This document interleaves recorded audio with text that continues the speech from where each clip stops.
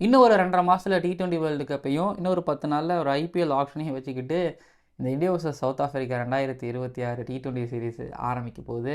டெஸ்ட்டில் south Africa historic victory ஒரு பக்கம், ODI சீரிஸை இந்தியா கைப்பற்றுறது ஒரு பக்கம். எதுக்கு இந்த T20 வேர்ல்டு கப்பு, எதுக்கு இந்த IPL ஆக்ஷனுக்கு கனெக்ஷன், இதெல்லாம் உங்களுக்கு குழப்பமா இருக்கா? ஆமாம், இனிமேல் இந்த IPL ஆக்ஷனுக்கு முன்னாடி கரெக்டாக ஒரு சீரிஸ் ஒன்று போட்டுருவாங்க. அதுவும் பார்த்தீங்கன்னா வெஸ்ட் இண்டீஸ் வந்து ஆடுவாங்க. வெஸ்ட் இண்டீஸில் இருக்கக்கூடிய பிளேயர்ஸ் யாராவது ஒருத்தவங்க செம்மையாக அழிச்சிட்டாங்கன்னா, ஏலம் போகாத அந்த பிளேயர் கூட ஏலம் போயிடுவார். இந்த பிளேயர் கண்டிப்பாக ஏலம் போயிடுவாருப்பா அப்படிங்கிறவரோட ரேட்டு வந்து அந்த சீரிஸ் செம்மையாக உயர்த்தி விட்டுரும். எனக்கு தெரிஞ்சு அது வெஸ்ட் இண்டீஸ்க்கு நிறைய தடவை நடந்திருக்குது, நிறைய பிளேயர்ஸுக்கு நடந்திருக்குதுன்னா, இப்போ சவுத் ஆஃப்ரிக்கா மெல்ல மெல்ல அந்த இடத்த தக்க வைக்கிறாங்க, கவனிக்க முடியுது. பட் சவுத் ஆஃப்ரிக்கன் பிளேயர்ஸ் நிறைய பேர் மேலே ஒரு கண் இருக்கலாம் அந்த மினி ஆக்ஷனில் அப்படிங்கிறது ஒரு பக்கம். பட் டொமஸ்டிக் பிளேயர்ஸ் நிறைய பேர் போவாங்க ஒரு பக்கம், ஐபிஎல் ஆக்ஷன் பக்கம் போவேன் ஒரு பக்கம்.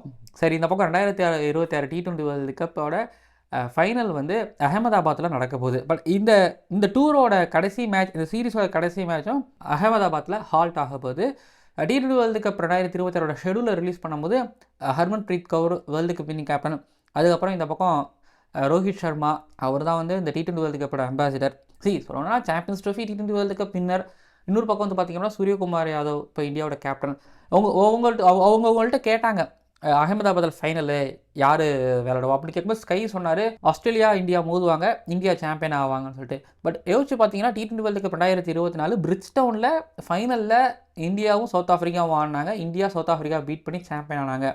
இப்போது இங்கே இந்த சீரீஸ் ஆரம்பிக்குது, அகமதாபாத்தில் முடியுது. அடுத்த ஒரு 2 1/2 மாதத்தில் அகமதாபாத்தில் திரும்பவும் 2 டீமும் ஃபேஸ் பண்ணுவாங்களா, பொறுத்திருந்து பார்க்கலாம் அப்படிங்கிற நிறைய கேள்விகளோட நிறைய ஒரு சுவாரஸ்யமான ஒரு சூழல் நிலவேக்கிட்டு வந்து T20 சீரிஸ் பற்றின ஒரு முன்னோட்டத்தை லைட்டாக கொடுத்ததுக்கப்புறமா இந்த சீரிஸை யார் ஜெயிப்பா, யார் player of the series award வாங்குவா, மட்டும் இல்லாமல் இந்த கட்டக்கில் நடக்கிற இந்த T20 மேட்ச் யார் ஜெயிப்பா அப்படிங்கிற கேள்விகளோட நிறைய பேச போகிறோம். சேனலுக்கு புதுசாக வந்துருக்கிறீங்க அப்படின்னா மறக்காமல் சப்ஸ்கிரைப் பண்ணுங்கள். கிரிக்கானதாஸ் யூடியூப் சேனலுக்கு சப்ஸ்கிரைப் பண்ணுங்கள். இப்போ நம்ம வீடியோக்குள்ளே போகலாம். ஓவருக்கு 6 பால் தான், ஆனால் நோ பால் போட்டால் 7 பால் போடு. ஐபிஎல் பப்பியா ஜெயிலில் லேடிஸ் அண்ட் ஜென்டில்மேன், இந்த பராசக்தியில் South Africa tour of India 2025 கட்டக்கில் நடக்க இருக்க போகிற India versus South Africa first T20 மேட்சோட ப்ரீ அனாலிசிஸ் ரிவ்யூ பார்க்க வந்திருக்கிறீங்க இந்த ஸ்பெஷல் கிரிக்கானந்தாஸ் ஷோவில். அப்புறம் இந்த ட்ரீம் 11 திரும்ப கம்பேக் கொடுக்க போகிறாங்களாமே, அதுவும் அரசபுரத்தில் கேள்விப்பட முடிஞ்சது. அப்புறம் இன்னொன்று வந்து பிங்க் பால் டெஸ்ட் மேட்ச் நடந்து முடிஞ்சிருக்கு ஆஷஸில். அதுக்கப்புறம் Christ search test match west Indies draw பண்ணியிருக்கிறாங்க. அதை பற்றின வீடியோ வந்து நாளைக்கு காலையில் நாளைக்கு மதியத்துக்குள்ளே உங்களுக்கு கண்டிப்பாக வரும். எடிட்டர்கிட்ட நான் சொல்லியிருக்கிறேன், ப்ராமிஸ் பண்ணுறவங்க கிட்ட வீடியோ வரும். எனக்கு பேசணுங்கிற ரொம்ப ஆர்வம் இருக்குது, பேசுவோம், வரும். ஓகேங்களா? கேட்டுட்டு இருந்தீங்க நிறைய பேர், என்ன பேசுங்கன்னு சொல்லிட்டு பேசுவோம். சரி, இப்போ நம்ம கட்டக்கோட T20 மேட்சுக்குள்ளே வரதுக்கு முன்னாடி லைட்டாக ஒரு ரீவைண்டோட போட்டுக்கிறேன்னா, இப்போ 5 மேட்சஸ் கொண்ட T20 சீரிஸ் நடத்துகிறாங்களா. இதுக்கு முன்னாடி 5 மேட்சஸ் கொண்ட ODI சீரிஸ் நடந்துச்சு. இப்போ அப்படியே அது மாறி இருக்குது. இதுக்கு முன்னாடி கட்டக்கில் சவுத் ஆஃப்ரிக்கா 2 தடவை வந்து T20 ஆடிருக்காங்க இந்தியா கூட. ஒன்று 2015 அண்டர் தோனி கேப்டன்சி இந்தியா மட்டமாக தோப்பாங்க. அதுக்கப்புறம் 2022 அதில் வந்து 2022 ரிஷப் பண்ட் கேப்டன்சி ருத்ராஜ் கெய்க்வாத் ஓப்பன் பண்ணுவார், ஸ்ரேயாஸ் ஐயர் இருப்பார். அந்த சீரீஸ் தானே இந்தியா தோப்பாங்க. அதில் ஹர்திக் பாண்டியாலாம் இருப்பார், சஹல் இருப்பார். கிளாஸின் ஒரு மேட்ச் செம்மையாக கொளுத்துவார்.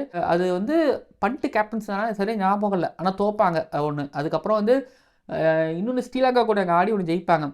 அப்புறம் ஓடின்னு எடுத்துக்கிட்டிங்கன்னா நிறையாக்கு கட்டக் பற்றி நம்ம சொல்லிட்டே போகலாம். அதெல்லாம் pitch report, weather report, toss ரிப்போர்ட்டுக்குள்ளே வரப்போகுது. ஸோ கட்டக் பொறுத்த வரைக்கும் இப்போ T20 மேட்ச் வந்து நைட்டில் தான் நடக்க போகுது.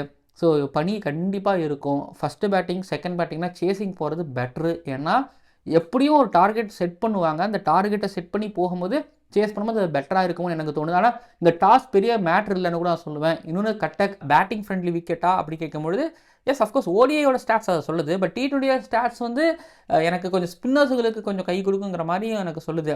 ஆனால் ஸ்பின்னர்ஸ்களுக்கு கட்டக் எப்படி பனி பெய்யுது அப்படிங்கிறது எனக்கு ஒரு கேள்வி இருக்குது. அப்போது ஸ்பின்னை கட்டு, அப்போது பேட்டிங் பேரடைஸ் கட்டக். இங்கே நடந்த ஓடிஐ மேட்செல்லாம் குறைஞ்சபட்சம் 300 அதாவது சாம்பியன்ஸ் ட்ரோஃபி போகிறதுக்கு முன்னாடி இந்தியா அங்கே வந்து இங்கிலாந்து ஒரு சீரீஸில் வந்து ஆடிட்டு போவாங்க. அப்போ 304 இந்தியா சேஸ் பண்ணுவாங்க. ரோஹித்தோட 100 பார்த்துருப்பீங்க.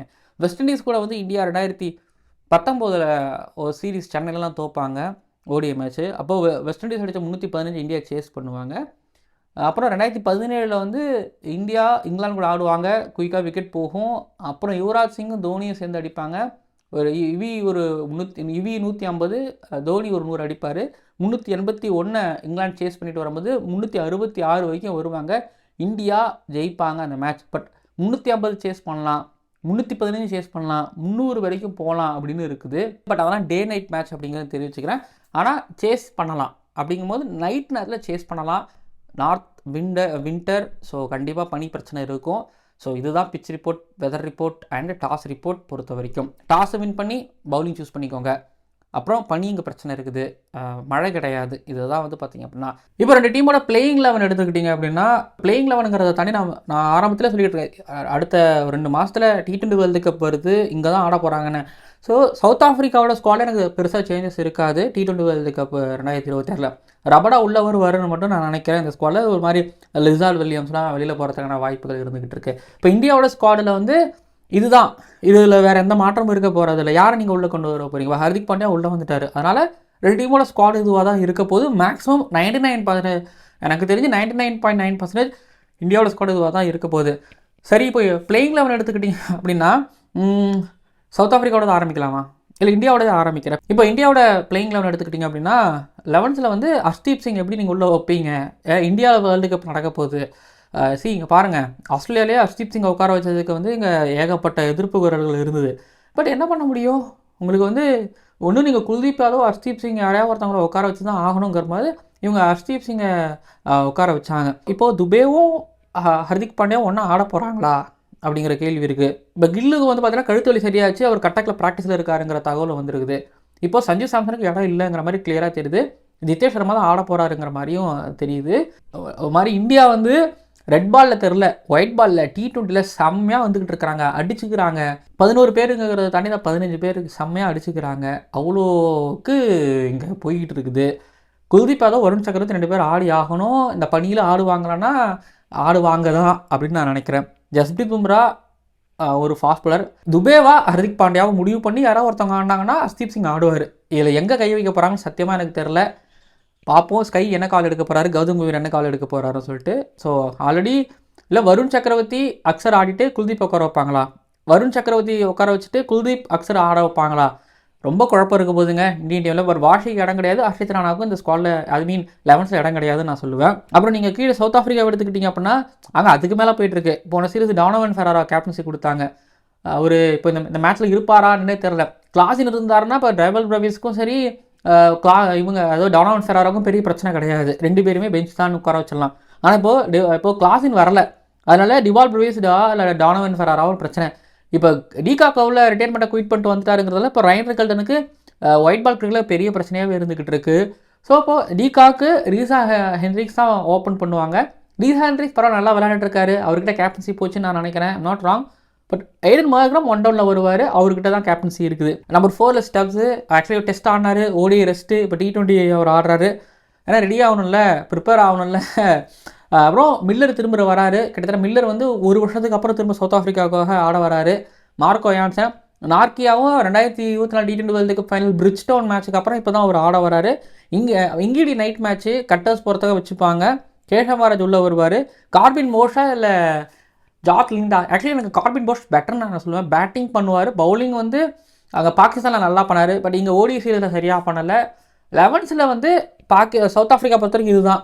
இந்தியா பொறுத்த வரைக்கும் நீங்கள் ஆல்ரெடி பார்த்துருப்பீங்க சவுத் ஆஃப்ரிக்காவோட 11.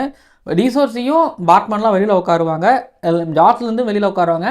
டிவால் பிரவிஸா டானவன் ஃபெராரா அப்படிங்கிறது மட்டும்தான் ஒரு கேள்வி இருந்துகிட்டு இருக்கு. யாருக்கிட்ட போவீங்க? டிவால் பிரவிஸ் ஓடி சீரிஸ் நல்லா விளையாண்டுரு, 2 அடிலாம் அடித்தார், போட்டு விட்டார், கொஞ்சம் கஷ்டப்பட்டாலும் அடித்தார். ஸோ அதே போல் வந்து பார்த்தீங்கன்னா பாகிஸ்தான்லேயும் ஒயிட் பால் சீரிஸ் நல்லா பண்ணியிருக்காருங்கிறதுனால டிவால் பிரவிஸ் பக்கம் போவாங்க அப்படின்னு நான் நினைக்கிறேன். ஸோ இதுதான் வந்து 2 டீமோட பிளேயிங் 11. இப்போ 2 டீமோட பேட்டிலுக்குள்ளே நம்ம போயிட்டோம் அப்படின்னா சவுத் ஆஃப்ரிக்கா வந்து நீங்கள் யோசிச்சு பார்த்தீங்கன்னா 2024 T20 வேர்ல்டு கப்புக்கு அப்புறமே அவங்களோட ரெக்கார்ட் பெருசாக இல்லை, ட்ராக் ரெக்கார்டு சிறப்பாகவே இல்லை. ஏன்னா அவங்க இந்தியாக்கிட்டே அவங்க ஹோமில் தோத்தாங்க, அதுக்கப்புறம் ஆஸ்திரேலியாக்கிட்ட தோத்தாங்க. ஆஸ்திரேலியாக்கிட்ட தோத்தாங்க. பாகிஸ்தானில் மட்டும் ஹோமில் வின் பண்ணாங்க. இங்கிலாந்துக்கிட்ட ஒரு 3 ரன் விட்டு கொடுத்து உதவாங்கினாங்க. ட்ரை சீரீஸ் வந்து ஜிம்பாப்வே நடந்துச்சு. நியூசிலாந்து கூட ஃபைனலில் தோத்தாங்க. இப்போ நியூசிலாண்டுக்கிட்ட ஃபைனலில் தோத்ததுங்கிறத தாண்டி நியூசிலாந்து கூட விளையாண்ட 3 மேட்சும் அவங்க தோத்தாங்க. நமீபியா கூட மட்டும் வின் பண்ணாங்க. பாகிஸ்தானில் கடைசியாக தோற்றுருக்குறாங்க. இதுக்கெல்லாம் காரணம் என்னடா ஷெடியூலு, தென் பிளேயர்ஸுக்கு சில பேர் லீவ் விட்டாங்க. நமீபியாவில் வந்து பார்த்திங்க அப்படின்னா T20 மேட்ச் இன்றைக்கி ஆடிட்டு இருக்காங்கன்னா அடுத்த நாள் வந்து பாகிஸ்தான் டெஸ்ட் மேட்ச்சு, அதனால் அவங்களோட எம் ஸ்குவாடு என்ன ஸ்குவாடை தான் வந்து மேக்ஸிமம் அனுப்பி வச்சாங்க. இதுதான் சவுத் ஆஃப்ரிக்கா பொறுத்த வரைக்கும். பட் நான் முன்னாடி ஒன்று சொல்லியிருப்பேன்ல, இந்த ஐபிஎல் ஆப்ஷனுக்கு முன்னாடி இந்த சவுத் ஆஃப்ரிக்காவுக்கு இந்தியாவுக்கு மேட்ச் அது ஏன் வைக்கிறாங்கன்னா, வெஸ்ட் இண்டீஸை காட்டிலும் இப்போ சவுத் ஆஃப்ரிக்கா வந்து ஒரு மாதிரி T20 நேஷன்ஸ். பட் இந்த SC20 வந்ததுக்கப்புறம் அங்கே கல்ச்சர் மாறி இருக்குது.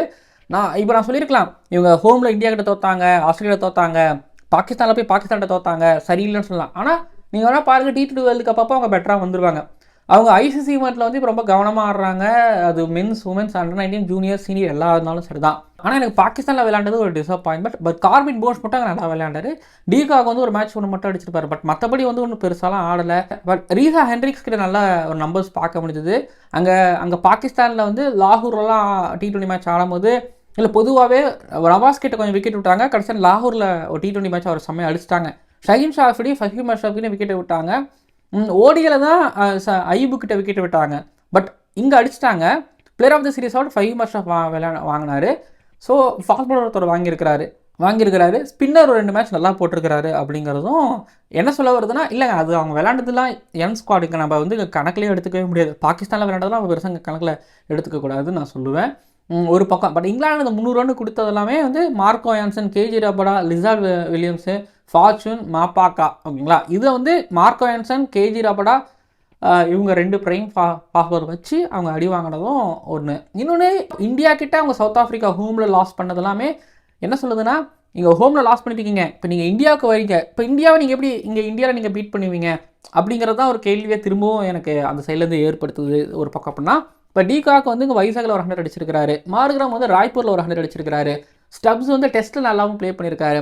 த்ரூ அவுட்டாக இருக்கிற நிறைய பிளேயர்ஸ் வந்து இப்போ இந்தியாவில் ஸ்டே பண்ணியிருக்காங்கிறத தாண்டி பாகிஸ்தான்லேருந்து ஸ்டே பண்ணி இங்கே வந்து விளையாண்டுட்டு இருக்காங்கிறதுனால வந்து ரொம்ப ஹெல்ப் பண்ணும். இப்போ மில்லருக்கு கிடைச்ச அந்த ரெஸ்ட்டு, நார்க்கியா கிடைச்ச அந்த ரெஸ்ட்டு, நார்க்கியா புதுசாக போட வராருங்கும்போது நார்க்கியா அதுக்கு மட்டும் கொஞ்சம் என்னென்னு அது மட்டும் விதிவிலக்கே தவிர மற்றபடி இப்போ கார்பின் போஸும் பாகிஸ்தான் இந்தியான்னு இருக்காருங்கிறதுனால இது அவங்க சூட்டபிளாகவும் இருக்கும். இங்கே என்ன பண்ணணும் அப்படிங்கிறது அவங்களுக்கு தெரியும். நைட்டில் எப்படி ப்ளே பண்ணணுங்கிறது அவங்களுக்கு நல்லாவே தெரிஞ்சிருக்குங்கிறதுனால டாஸ் விக்ட்ரியிலேருந்து எப்படி விளாண்டுங்கிறது வரைக்கும் கிளியராகவே தெரியும். இப்போ ஸ்டப்ஸுக்குலாம் ஐபிஎல்லில் நிறைய விளாண்டுருக்காரு, மில்லர்லாம் ஐபிஎல் நிறைய விளாண்டுருக்காரு, அந்த எக்ஸ்பீரியன்ஸ் வேறு இருக்குது.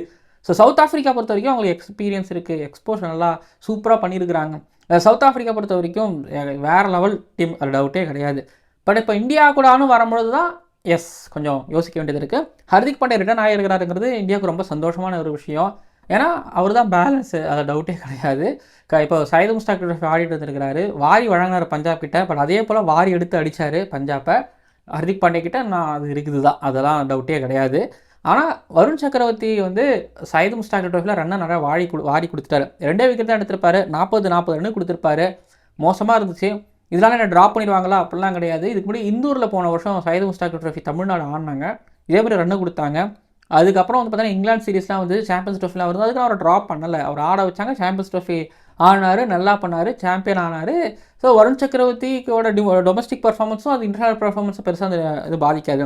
சிவமுத்துபேவும் வந்து பார்த்தீங்கன்னா விதர்பா கூட ஒரு சையது முஸ்டாக் ட்ரோஃபியில் வந்து 39 ரன் ஒரு 3 விக்கெட் எடுத்திருக்காரு. ஸ்கையும் டீசெண்டான பர்ஃபார்மன்ஸ் கொடுத்துருக்காரு. பட் ஸ்கை கிட்ட இருந்து ஒரு 100, ஏன்னா ஒரு ஆயுஷ் மாத்திரை 100 அடிச்சிட்டாரு, சர்ஃப்ராஸ் 100 அடிச்சிருக்காரு, அபிமன்யூஸ்வர் 100 அடிச்சிருக்காரு, நிறைய பேர் 100 அடிச்சிருக்காங்க. ஒரு தேவ்தத் படிக்கல் தமிழ்நாடு கிட்ட 100 அடிச்சிருக்காரு. இவ்வளோ பேர் 100 அடிச்சிருக்காங்க. ஒரு ஸ்கை கிட்ட ஒரு 100 நம்பர் 1 பேட்டர் அப்படின்னு இருந்தார். இப்போ அவர் தான் இருக்காரா எனக்கு தெரியல, மாறி இருப்பாங்கன்னு நினைக்கிறேன்.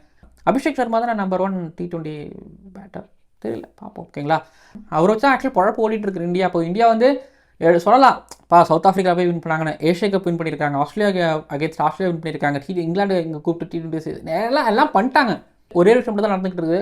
என்னன்னா மேலே அபிஷேக் சர்மா அடிக்கிறாரு, அப்பப்போ வந்து ஒரு மாதிரி துபையை கொஞ்சம் அடிக்கிறது, அக்ஷர் பட்டேல் கொஞ்சம் அடிக்கிறது, இதுதான் இந்தியாவை காப்பாற்றிட்டு இருக்குது. பவுலர்ஸ் ஒரு மாதிரி போட்டு விட்டுறாங்க டிசிப்ளினாக. பேட்டிங் இந்தியா கிட்டே பிரச்சனை இருக்குது. திலக், ஸ்கை வெடிக்கணும். கில்லுக்கிட்ட இருந்து பெருசாக, ஏன்னா 5 அது ஒரு நியூஸ்லாம் கூட 5-10 T20யில் மாதிரி player of the series performance Gill கொடுக்கும் பொழுது தான் அவர் மேலே ஃபேன்ஸுக்கு ஒரு நம்பிக்கையும் வரும். பார்ப்போம். அப்புறம் ஹர்திக் பாண்டியா உள்ளே வராரு, பவுலிங் பேட்டிங் பேலன்ஸ் ஆகும். பும்ராவுக்கும் ரெஸ்ட் கொடுத்து உள்ளே வராரு. 5 T20 மேட்ச் பும்ராவுக்கு ரொம்ப முக்கியமான மேட்ச்சு, ரிதம் பிடிக்கலாம்.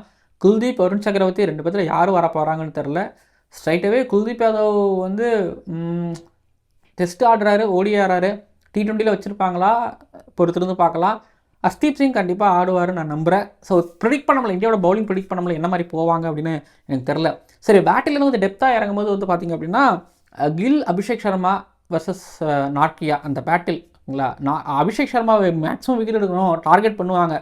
நார்க்கியாவோட பேஸ் அபிஷேக் சர்மாவுக்கு பிரச்சனை கிடையாது, பட் கில்லுக்கு ஓரளவு இது பிரச்சனையும் கூட. ஸோ நான் அபிஷேக் சர்மா கட்டக்கில் மாதிரி நார்க்கியாவை தூக்கி போட்டு அடிக்கிறதையும் நார்க்கியாவுக்கும் அபிஷேக் சர்மாவுக்கும் ஒரு பேட்டில் எதிர்பார்க்குறேன். அடுத்தது சூரியகுமார் யாதவ், திலக் வர்மா, துபே, அக்சர் வச்சுருக்கும்போது அந்த பக்கத்தில் Keshav Maharaj plus Aiden Markram 2 spinner அவங்களுக்கு, அவ்வளோதான். இந்த 2 ஸ்பின்னரை தாண்டி இங்கிடி மேபி உள்ளே வரா தேவைப்படும் போது, ஆனால் அவர்கிட்ட கரெக்டாக ஸ்லோயர் ரவுண்ட்ஸ்லாம் இருக்குது. இதில் ஸ்கைக்கு ஸ்லோயர் ரவுண்ட் கொஞ்சம் கஷ்டமாக இருக்கும், துபேவுக்கு ஷார்ட் பால் அப்படிங்கிறது ஒன்று இருக்கும். ஸோ பார்த்தீங்கன்னா இந்தியாவுக்கு அகென்ஸ்டாக யார் எடுத்து வருவாங்க பவுலிங்கில் கிளிக் ஆகணும். இப்போ நார்க்கியா பவர் 2 விக்கெட் எடுத்தால் தான் மட்டும்தான் இந்தியா கொஞ்சம் ஸ்லோ டவுன் பண்ண முடியுமே தவிர, பட் இந்தியா அடித்து தூக்கி போட்டு போயிட்டே இருப்பாங்க. துபே அப்புறம் அக்சர் பட்டேல், ஜித்தேஷ் சர்மா டெத் ஓவரில் ஜித்தேஷ் சர்மாவும் 20 ரன் அடிக்க முடியும்னா, துபேவால் 25 ரன் அடிக்க முடியும்னா, அக்சரால் ஒரு 20 ரன் அடிக்க முடியும். ஸோ 3 பேர் சேர்ந்து ஒரு 60 ரன்னு, மிடில் ஆர்டரில் இருக்கிறவங்கலாம் கொஞ்சம் சேர்ந்து வந்து பார்த்திங்க அப்படின்னா அவங்க ஒரு 60 ரன்னு, டாப் ஆர்டர் ஒரு 60 ரன்னு, 107 ரன் சாலிடாக இந்தியாவில் அடிக்க முடியும். அப்படி ஒரு பேட்டிங் லைனப் வச்சுருக்காங்க. பவுலர்ஸ்களால் டிஃபெண்ட் பண்ண முடியுங்கிற மாதிரியான ஒரு டீம் வச்சுருக்காங்க. பட் இங்கே பாருங்கள், T20 வேர்ல்டு கப் 2026 ஃபைனல் அகமதாபாத்தில் இந்த சீரீஸ் ஹால்ட் ஆகிறதும், அகமதாபாத்தில் இந்தியா ஒன் சைடராக வின் பண்ணாங்கன்னா T20 வேர்ல்டு கப்பில் கொஞ்சம் கான்ஃபிடண்ட்டாக போகலாம். பட் இல்லை, அந்த 3-2 அந்த மாதிரி ஏதாவது வருது, இல்லை சீரீஸை தோக்குறாங்கன்னா கொஞ்சம் யோசிக்க வேண்டிய விஷயம் தான். என்னை பொறுத்த வரைக்கும் இந்த ஸ்குவாட் சூப்பராக இருக்குது. பிளேயிங் 11ல் எனக்கு கொஞ்சம் குழப்பம் இருக்குது. என்ன மாதிரியான பிளேயிங் 11ஓட போக போகிறாங்கன்னு தெரியல, பார்ப்போம். But depend on day, depend on pitch, depend on opponents அப்படின்னு நான் சொல்லுவேன். சரிங்க, இந்த மாதிரி இன்ட்ரெஸ்டிங்கான ஒரு சீரீஸ் எனக்கு கிடைக்க போகுதுன்னு நான் நம்புகிறேன். என்ன சொல்கிறேன், ஐபிஎல் ஆக்ஷன் வருது, சில பேர் அவங்க அமௌண்ட் உயர்த்திக்கணுங்கிறதுக்காக ஆடவும் செய்வாங்க. ஒன்று புதுசாக ஏதாவது டேலண்ட்டுங்கிறத தாண்டி இப்போ இங்கிடிலாம் ரிலீஸ் பண்ணிட்டாங்க. இங்கிடி நல்லா பண்ணார்னா இங்கிடி ஒரு டீம் கொத்துறதுக்கு வாய்ப்பு இருக்குது. ஸோ இந்த மாதிரி இருக்குது. எனக்கு ஒரு நல்ல சீரிஸ் வேணும், நல்ல கிரிக்கெட் வேணும். ஸோ இந்த மேட்சோட பராசக்தியா பர்ஃபார்மர் யாராக இருப்பா நீங்கள் நினைக்கிறீங்க, கீழே வந்து கமெண்ட் பண்ணுங்கள். மட்டும் இல்லாமல் நம்ம முன்னாடி சொன்ன மாதிரி Christchurch and Gabba pink ball test மேட்சோட வீடியோ அடுத்த நாளைக்கு வருது, பாருங்கள். இந்த வீடியோ இதில் நிறைவடைகிறது. ஸோ கௌதம் கம்பீர் ஸ்கைக்கு இங்கேருந்து நல்ல பேர் எடுக்கிறதுக்கும் ஒரு வாய்ப்பு கிடச்சிருக்குது. ஓடி சீரீஸ் வின் பண்ணியிருக்கிறாங்க. பட் நான் கண்டிப்பாக சொல்லுவேன், இங்கே T20க்கு பெரிய ஒரு மவுஸ் இருக்குது. So T20 world cup 2026 mission இங்கேருந்து இப்போ இருந்து ஸ்டார்ட் பண்ணுறதா நான் பார்ப்போம். வீடியோ நிறைவடைகிறதுங்க. மறக்காம சப்ஸ்கிரைப் பண்ணுங்கள், பக்கத்தில் பெல் ஐக்கானை கிளிக் பண்ணுங்கள். ஃபுல் ஸ்ட்ரென்த்தோடு ஆடுறாங்க 2 டீமும், ஜாலி தான்.